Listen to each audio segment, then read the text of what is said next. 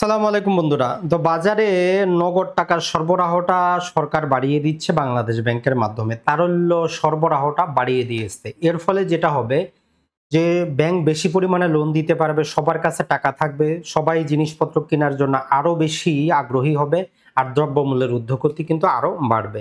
তো মূল বিষয়টা যেটা সেটা হচ্ছে যে বাংলাদেশ ব্যাংক যে কাজটা করেছে, সিআরআর যেটা আছে চিত্রে যেমন আপনারা দেখতেছেন যে বাংলাদেশ ব্যাংক ৪ই মার্চ মাত্র কয়েকদিন আগে নগদ জমা হার সিআরআর এর পরিবর্তন প্রসঙ্গে বলে দিচ্ছে যে পূর্বে যেটা ছিল ৩.৫%, পূর্বে দৈনিক ভিত্তিতে ৩.৫% ছিল, সেটাকে এখন ৩% পর্যন্ত রাখলেই চলবে। আর অর্ধমাসিক বা ২ সপ্তাহ গড় হিসাব করে যেটা ছিল আগে ৪%, সেটা ৩.৫% হইলেই চলবে। তো এই পরিপত্র থেকে তো আপনারা বুঝেন নাই। সিম্পলি যদি আমি একটা কথা বলে দিই তাহলে কিন্তু খুব সহজে আপনাদের বুঝে আসবে। সেই জিনিসটা হচ্ছে যখনই আমরা ব্যাংকে টাকা জমা করি, আপনি যদি ১,০০,০০০ টাকা জমা করেন, ব্যাংক চাইলেই ১,০০,০০০ টাকা লোন দিতে পারবে না, কারো কাছে বিনিয়োগ করতে পারবে না। বাংলাদেশ ব্যাংক বলে দিচ্ছে যে এখন আপনি ১,০০,০০০ টাকা কেউ জমা করলে সেখান থেকে ৩% অর্থাৎ ৩,০০০ টাকা বাংলাদেশ ব্যাংকের অ্যাকাউন্টে, কারেন্ট অ্যাকাউন্টে পাঠিয়ে দিতে হবে। এটা এই জন্য করা হয় যে মার্কেটে কি পরিমাণ তারল্য থাকবে, কি পরিমাণ থাকবে না, এটার নির্ণয় করার জন্য। তো এই পরিপত্রের আগে যেটা ছিল সেটা হচ্ছে ৩,৫০০ টাকা পর্যন্ত, অর্থাৎ ১,০০,০০০ টাকায় ৩,৫০০ টাকা ব্যাংক বিনিয়োগ করতে পারত না। এখন ১,০০,০০০ টাকায় শুধু ৩,০০০ টাকা বিনিয়োগ করতে পারবে না। এখন এইখানে আপনার কাছে মনে হচ্ছে যে ৫০০ টাকা, কিন্তু যখন বিলিয়ন বিলিয়ন টাকার হিসাব আসবে সেখানে কোটি টাকা চলে আসবে। তো এই জন্য বাজারে তারল্য কি হবে, বেশি সরবরাহ হবে। এর ফলে ব্যাংকগুলো বেশি পরিমাণ লোন দিবে, সবার কাছে টাকা বেশি থাকবে, সবাই বেশি জিনিস ক্রয় করবে, দ্রব্যমূল্যের ঊর্ধ্বগতি আরো বাড়বে।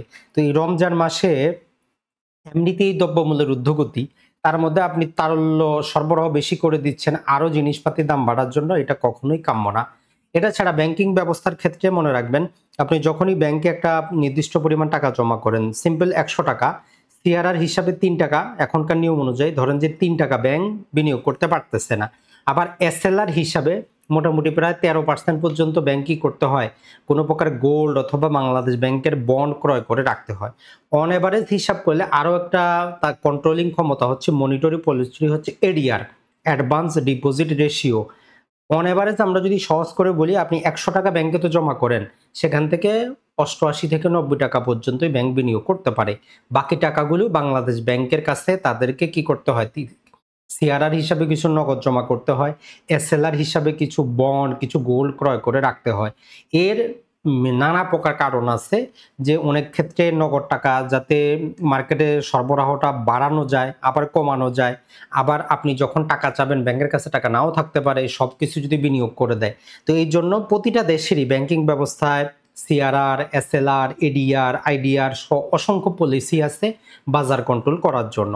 তো আমাদের ক্ষুদ্র জ্ঞান থেকে এতটুকু বলতে পারি, সিআরআরটা কমিয়ে দেওয়া হচ্ছে দুর্বলতার রক্ষণ, বাজারে দ্রব্যমূল্যের গতি আরো বাড়বে, যেটা কখনোই কাম্য নয়। ভালো থাকবেন, সুস্থ থাকবেন। আসসালামু আলাইকুম।